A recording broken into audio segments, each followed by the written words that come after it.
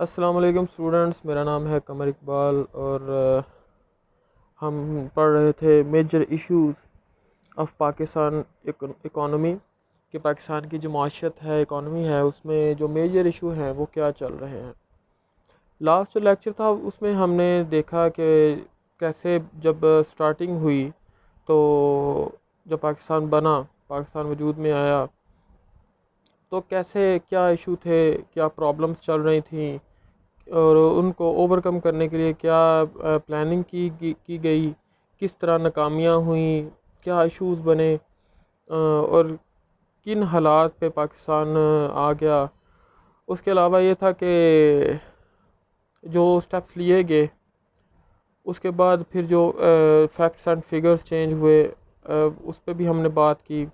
हमें पता चला जी कि हमारा जो कंट्री था वो एग्रीकल्चरल कंट्री था, लेकिन गवर्नमेंट ने सारा जोर जो है वो इंडस्ट्रियल सेक्टर पे लगाना स्टार्ट कर दिया। एग्रीकल्चर जो कंट्री है, एग्रीकल्चर जो सेक्टर है वो सारा पीछे जाना स्टार्ट हो गया और इंडस्ट्री पे उन्होंने फोकस करना शुरू कर दिया।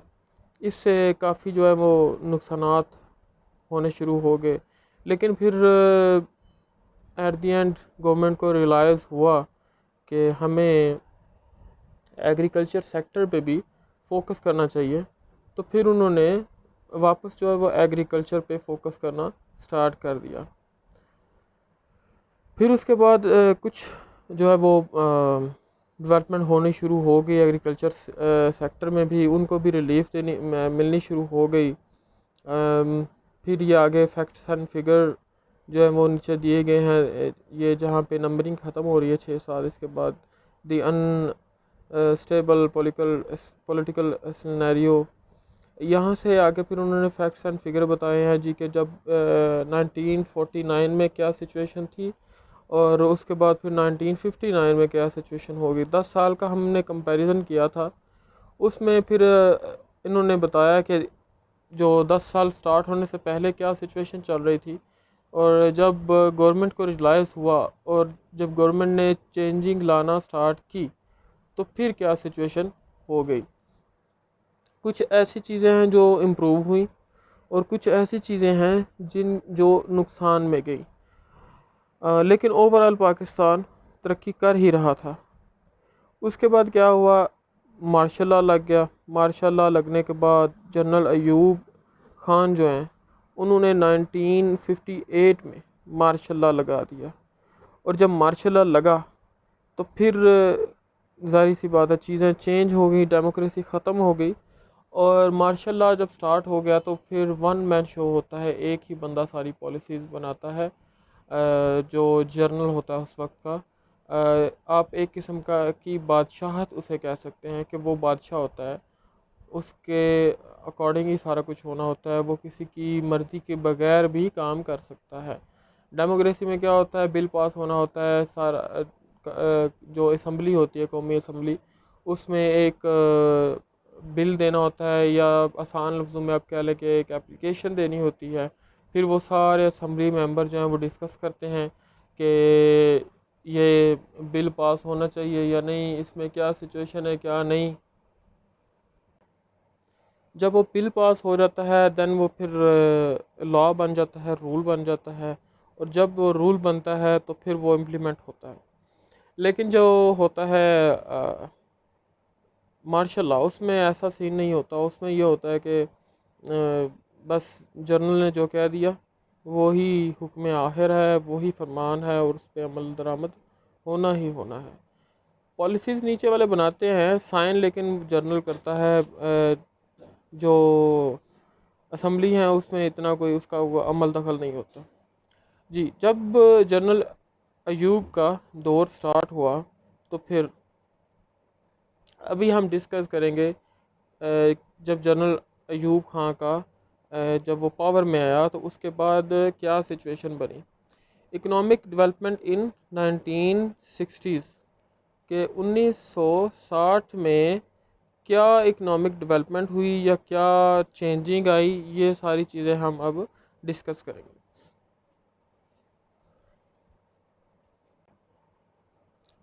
जब जनरल अयूब खान ने हुकूमत संभाली तो उन्होंने काफ़ी जो है वो स्ट्रिक्ट एक्शन लिए, स्ट्रिक्ट पॉलिसीज़ बनाई इकोनॉमिक डेवलपमेंट के लिए। काफ़ी जो है वो पॉलिसीज़ बनाई गई, लेकिन जो है वो इकोनॉमिक जो स्टेबिलिटी है वो उस लेवल की नहीं हुई जो होनी चाहिए थी। उन्होंने जो प्राइस थी उसको कंट्रोल करने के लिए एक प्रॉफिट का जो है वो लेवल मुकर्रर कर दिया कि इस लेवल से ज़्यादा आप प्रॉफिट नहीं ले सकते। इससे बेनिफिट भी हुए कि प्राइस कंट्रोल हो गई। बड़ी फेमस एग्जांपल है जी कि जनरल अयूब खां जब आया था तब जो आटा था वो 1 रुपये 1 किलो था, और जब वो गया था तब भी इतना ही था। उसने काफ़ी पॉलिसीज़ बनाई, प्रॉफिट रेशोज़ डेवलप की, उस पे अमल दरामद करवाया। लेकिन जो है वो टेक्नोक्रेट्स वगैरह हो गए या ब्यूरोक्रेट्स वगैरह हो गए, वो भी काफ़ी अमल दरामद करते हैं इसमें प्राइस कंट्रोलिंग में। तो एक थे जो उस वक्त के फाइनेंस मिनिस्टर थे, शुएब साहब थे। उन्होंने डॉक्टर हक के साथ मिल के उनके साथ उन्होंने पॉलिसीज़ डेवलप की। पॉलिसीज़ डेवलप करने के बाद फिर वो उनको इम्प्लीमेंट वगैरह किया। पॉलिसीज़ में क्या था, उनकी पॉलिसीज़ में तीन चार जो थे वो नुक्ते थे। उसमें जो सबसे पहला था कि जो डिस्ट्रीब्यूशन थी फाइनेंस की, या कह लें कि जो डिस्ट्रीब्यूशन थी रिलीफ की, ठीक है, वो अजीबो गरीब थी। जो मालदार लोग थे, जो पैसे वाले लोग थे, उन पे उन्होंने टैक्स वगैरह कम लगाए थे। जो अ,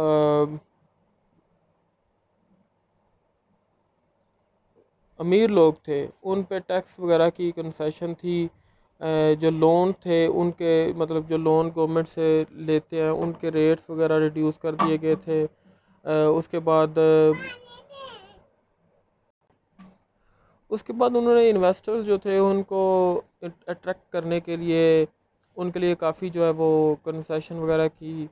उनके लिए टैक्स रिबेट वगैरह, टैक्स कंसेशन, जो लोन्स हैं उनके रेट्स डाउन किए। उसके बाद जो इंपोर्ट पे जो टैक्स वगैरह या ड्यूटीज़ वगैरह लगती हैं, उसके बाद जो यूनियंस वगैरह हैं उनको उन्होंने ख़त्म किया, और मोनोपलीज वगैरह हैं उनके लॉज वगैरह बनाए।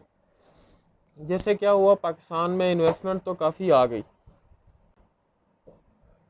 पाकिस्तान में इन्वेस्टमेंट तो काफ़ी ज़्यादा आ गई, लेकिन उसका जो नुकसान ये हुआ कि जो अमीर था वो ज़्यादा अमीर हो रहा था, और जो गरीब था वो ज़्यादा गरीब होता जा रहा था, क्योंकि अमीरों पे टैक्स वगैरह जो थे वो नहीं थे लगे हुए। यानी कि लगने लग्जरी गुड्स पे चाहिए थे। उन्होंने जो रोज़मर्रा की चीज़ें हैं, आटा वगैरह, चीनी, दालें, कपड़ा, इस तरह की चीज़ें, उन पे टैक्स ज़्यादा लगा दिए। लेकिन जो जिन पे लगने चाहिए थे उन पे टैक्स वगैरह लगे नहीं। दूसरा पॉइंट ये था, the era of 60s is a representative of free enterprise system where all the control were abolished on price, profit and imports। तो जो इन्होंने चीज़ें फ्री की हुई थी, कुछ ऐसी चीज़ें थी इंपोर्ट को बढ़ाने के लिए, कि इन्होंने काफ़ी चीज़ें ऐसी थी जो फ्री इंपोर्ट की जा सकती थी। फ्री का मतलब यह है कि कोई टैक्स वगैरह दिए बगैर वो चीज़ें इंपोर्ट की जा सकती थी। उसमें काफ़ी इंक्रीमेंट हुई उस लिस्ट में, क्योंकि फ्री वाली लिस्ट में, क्योंकि इन्होंने इन्वेस्टमेंट जो है वो इनको उसको इंक्रीज़ करने की कोशिश की, जिस वजह से जो फ्री लिस्ट थी वो काफ़ी इंक्रीज़ हो गई।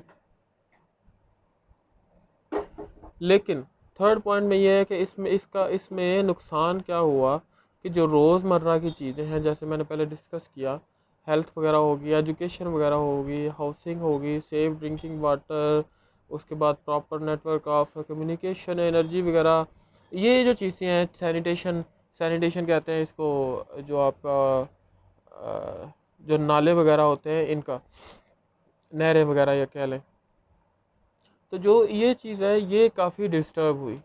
इस वजह से पाकिस्तान को फिर प्रॉब्लम्स फेस करनी, क्योंकि जो गरीब था वो ज़्यादा गरीब होते जा रहा था, और जो अमीर था वो ऑलरेडी अमीर था और अमीर हो रहा था, क्योंकि जो इन्वेस्टर था वो सारे पैसे कमा रहा था। गरीब को एक तो चले कमाने के लिए कुछ नहीं था, चले जो अगर था भी, लेकिन वो जितना भी कमाता था वो टैक्सेस वगैरह में दे देता था। उसके बाद फिर ये नीचे फिगर्स दिए गए हैं, ये जो थर्ड पॉइंट के नीचे, because of the steps discussed above, ये जो चीज़ें हैं इसमें फिर आगे फैक्ट्स एंड फिगर हैं कि जब ये गवर्नमेंट स्टार्ट हुई तब क्या सिचुएशन चल रही थी, उसके बाद जब ये गवर्नमेंट एंड हुई तब ये क्या सिचुएशन चल रही थी। ये आप लाजमी पढ़िएगा, क्योंकि इससे अंदाज़ा होगा कि कौन सी चीज़, क्योंकि मैं अगर डिस्कस करने जाऊंगा तो लेक्चर बहुत लंबा हो जाएगा, और आप लोग पहले ही बड़े शहजादे हैं, बहुत कम देखते हैं, इसलिए मैं ज़्यादा लेक्चर लंबा करता नहीं हूँ। कोशिश करता हूँ जितना समेट सकूँ, जितना समराइज़ कर सकूँ उसमें काम कर लूँ। तो ये फैक्ट्स एंड फिगर लाजमी पढ़ लीजिए एक दफ़ा कि क्या सिचुएशन थी, बेटर कौन सा दौर चल रहा था, आपको थोड़ा आइडिया हो जाएगा, हिस्ट्री आपको पता चल जाएगी।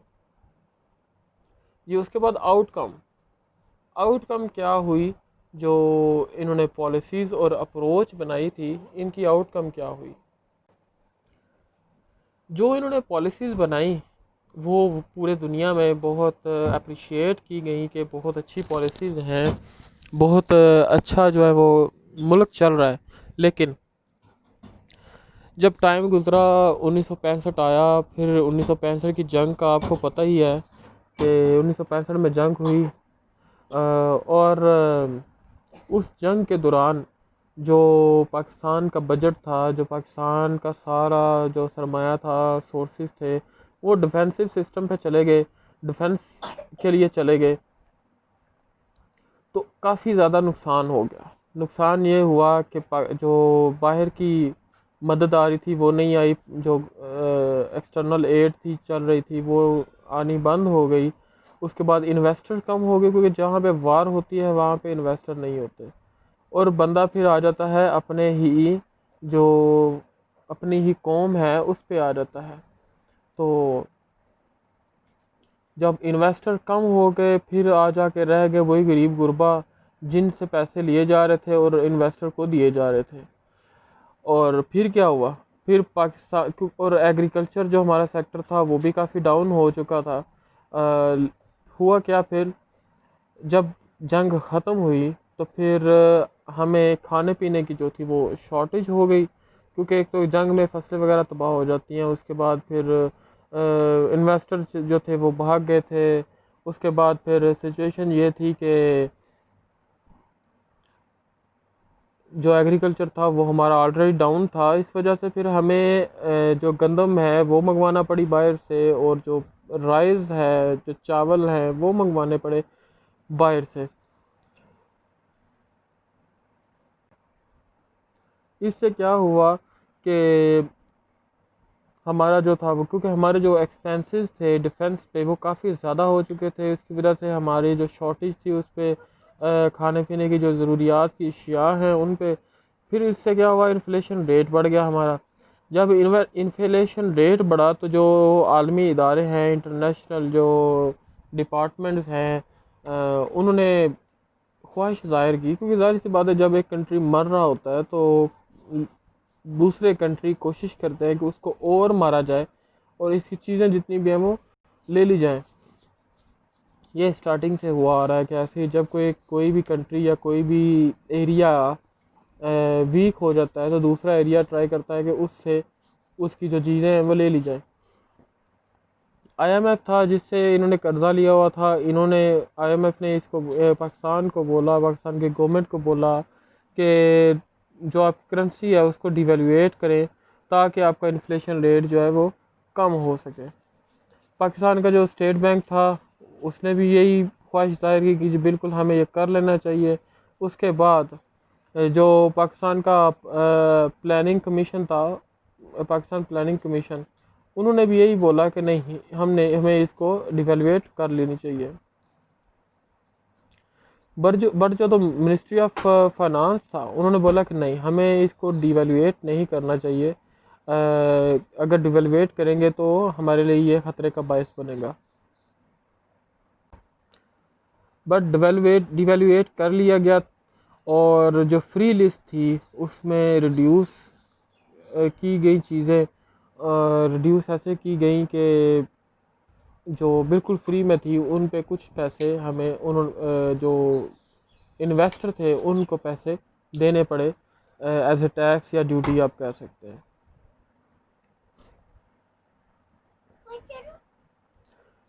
उसके बाद फिर क्या हुआ, पहले हमारे पास जो था वो गंदम का और चावल की का बहरान था।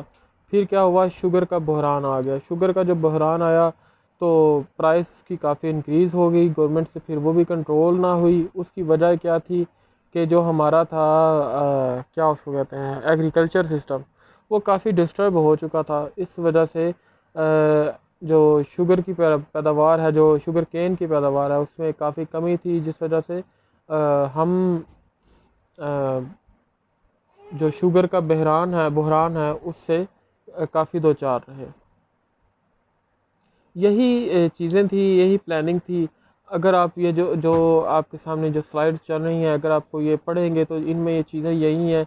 लेकिन ये है कि बस थोड़ी सी मे भी कुछ फिगर्स एंड फैक्ट्स बता दें। मैं आपको कोशिश करता हूँ समराइज़ तरीके में जो कुछ बता सकूँ। इसके अलावा अगर आप लोगों को कुछ समझ ना आया हो या कुछ क्लियर ना हुआ हो तो काइंडली वो पूछ लीजिएगा। मेरे ख्याल से इतना कोई टेक्निकल चीज़ है तो नहीं इसमें कि समझ ना आए, बहुत इजी चीज़ें हैं। फिर भी अगर कुछ प्रॉब्लम हो तो काइंडली सजेशन भी दीजिएगा, जैसे कि लास्ट टाइम भी आप लोगों ने सजेशन की। I appreciate that. और कोशिश कीजिएगा कि लेक्चर को पूरा सुने। ओके जी, अल्लाह हाफिज़, अपना ख्याल रखिएगा।